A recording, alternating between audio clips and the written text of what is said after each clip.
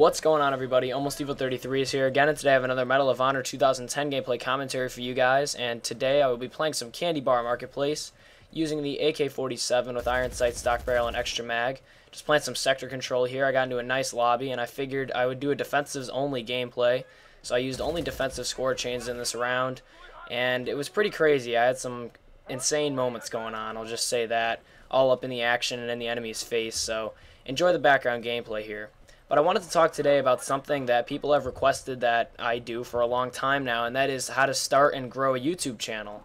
And the fact that I am approaching 1,300 subscribers pretty quickly, and that I'm pretty much on my way to a Pixel Enemy partnership and really have established myself here on YouTube and kind of made a little bit of a name for myself, I feel like I can now provide some tips for people who are thinking about trying out a YouTube channel and making gameplays and commentaries like I do. So I just have a few steps here, and these steps are really in no particular order, but they are all important. And I can't say that if you follow these steps you'll be really popular and everybody will love you, but I can say that this is what I did, and these 5 steps here are exactly how I am where I am today. So if you do this, I think that you will have some success on YouTube. So I really suggest trying these out when you're making your YouTube channel. So I'm going to start with your mindset. This is step number 1. And it sounds stupid, but the truth is, so many people go into making YouTube videos with the wrong mindset.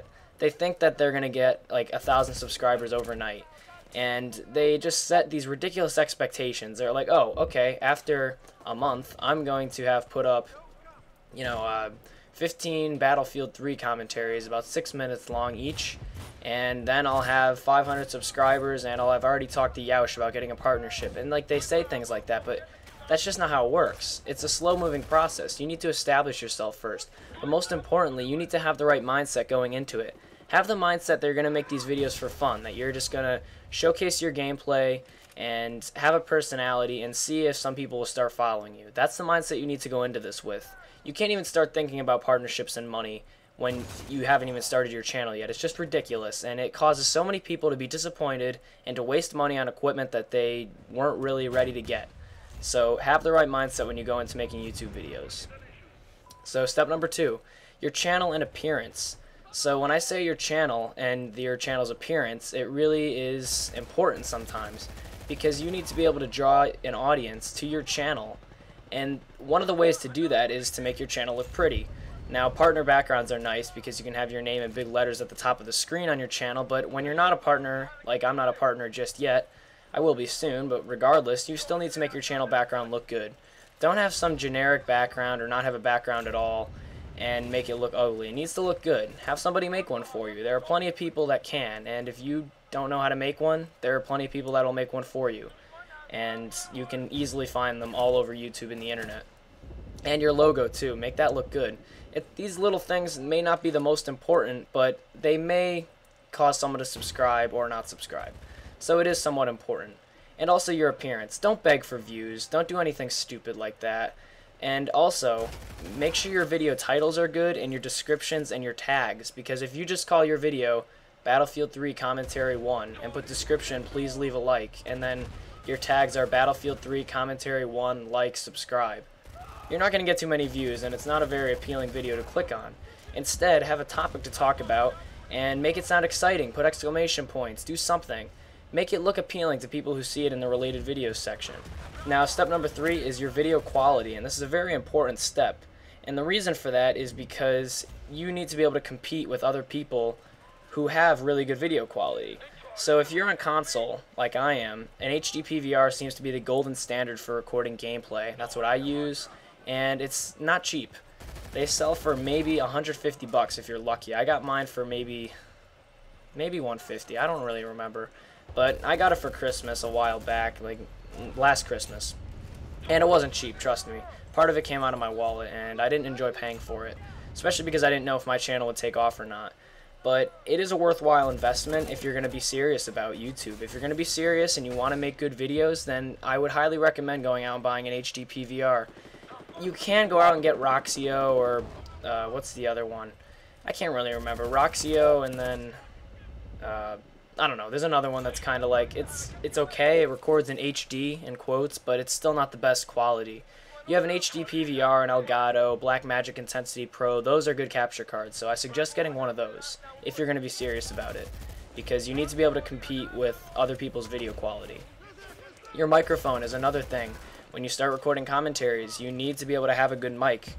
Your mic can't be stupid. You can't sit there and be popping every 2 seconds. You can't have that blowing into the microphone sound, because it's just very unappealing and it'll make people click off your video. Trust me, I've seen it a million times. It's so annoying.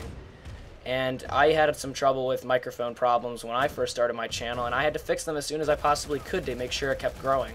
And I think it worked, and I have a Logitech USB desktop microphone. It's like, maybe I got it for like 15 bucks. It was so cheap.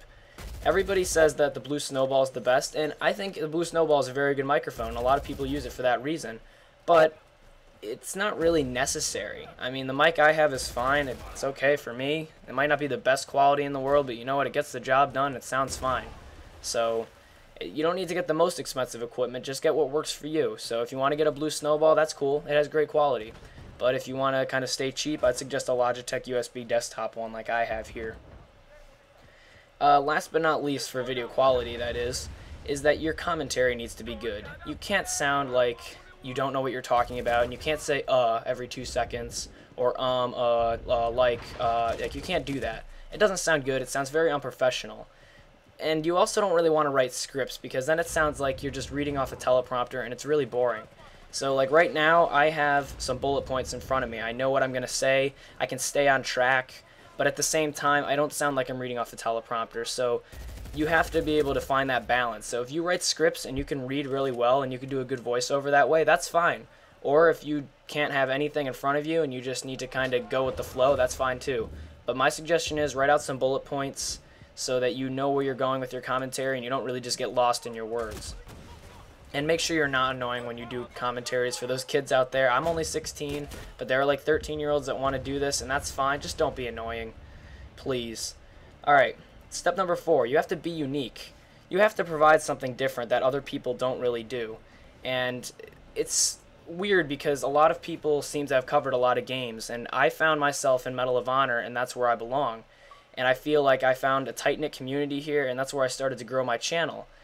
And it worked really well for me. And I also had some of the Battlefield fan base come over, and although I don't have a lot of them, I do have somewhat of a community that follows my channel.